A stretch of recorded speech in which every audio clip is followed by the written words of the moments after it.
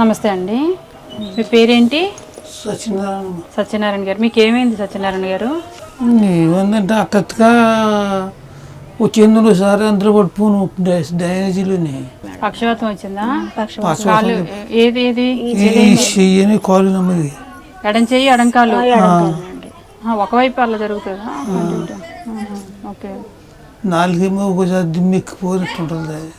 సరే, అదేలే, ఇంక బాడీలో పార్ట్స్కి స్పందన లేకపోవడంతో అలా అయిపోయింది. ఇప్పుడు కొంచెం పర్వాలేదా? ఇప్పుడు పెద్ద కూడ రావట్లేదు కాలమ్మా. మంచం మీద మేడం గారు మంచం మీదే ఉంటారు. ఇలా కూర్చోగలుగుతారా కొంచెం ఎక్కువసేపు?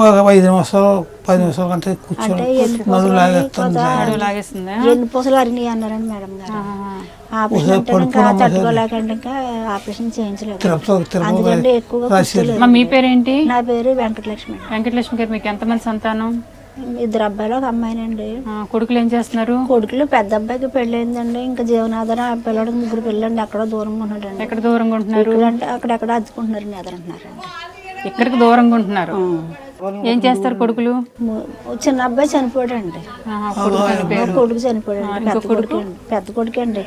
ఇంకా అలాగా కూలి పని మీద బతుకుతున్నాడండి. 3 పిల్లలు అతను. 3 పిల్లలండి, 2 ఆడపిల్లలు. జనరల్ గా కొడుకులు ఉన్న వాళ్ళ తండ్రులు అదే ఫ్యామిలీకి మేము హెల్ప్ చేయం, కానీ ఈయనకి ఆరోగ్య స్థితి బాగాలేదు కాబట్టి ఇంక మిమ్మల్ని పరామర్శించడానికి వచ్చాను. సో అదనమాట.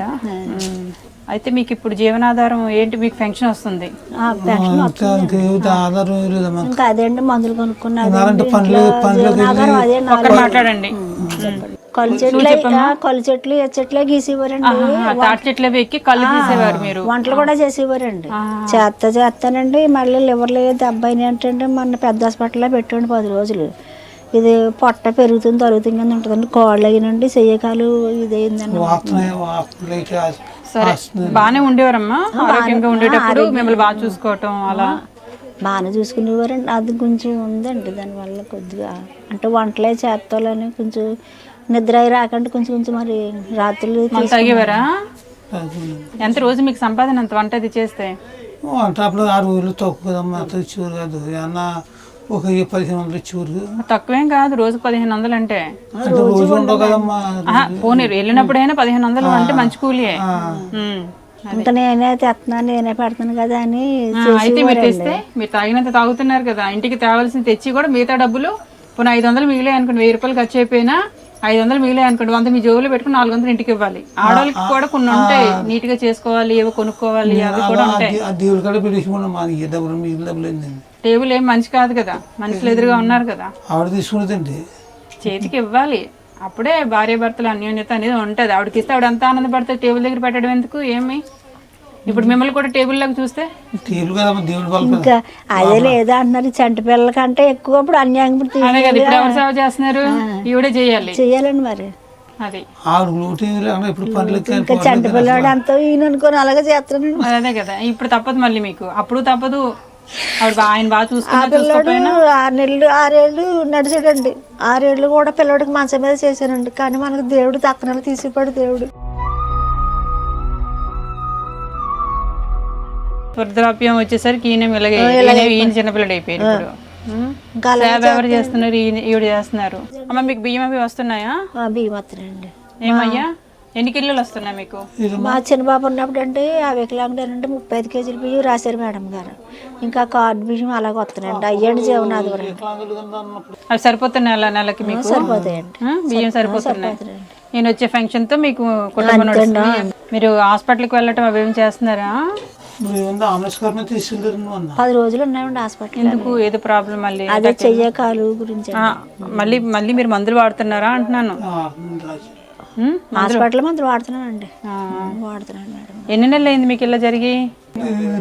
నెల అవుతుంది. మందులు ఎంత అయినాయి మొన్న ఖర్చు? అంటే అక్కడ ప్రైవేట్ 5,000 అయిందా? సరే, మీకు బియ్యం అవి ఇస్తాను, తీసుకుంటారా? తీసుకుంటాను బాబు, ఎందుకు వద్దంటామండి బాబు. సరే అమ్మా, బియ్యం తీసుకురండి.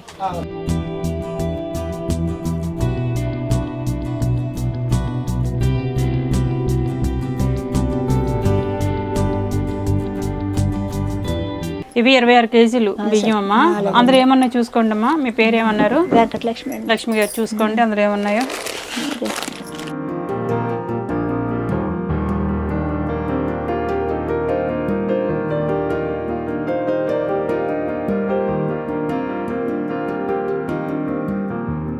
అమ్మ అవన్నీ మీకు అవసరమైన వస్తువులేనా? వస్తువులండి.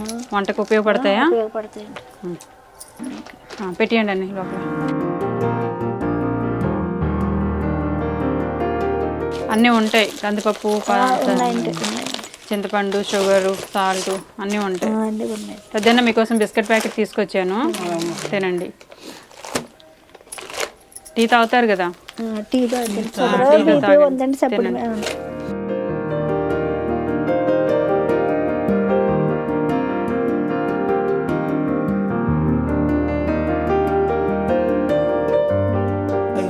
వద్దొద్దు, కూర్చోండి, పర్లేదులే.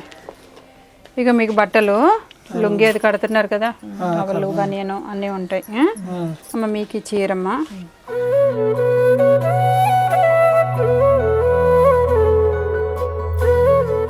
సత్యనారాయణ గారు కొంచెం కంట్రోల్ చేసుకోండి.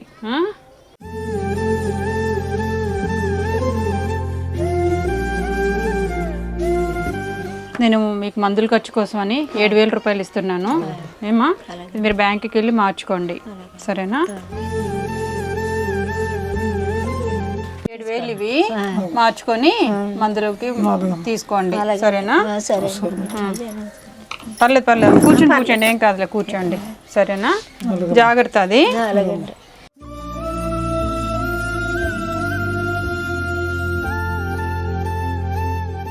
వెళ్ళొస్తానమ్మా, వెళ్ళొస్తానే. సంతోషంగా ఉండండి అమ్మా, బాధపడకండి. నమస్తే.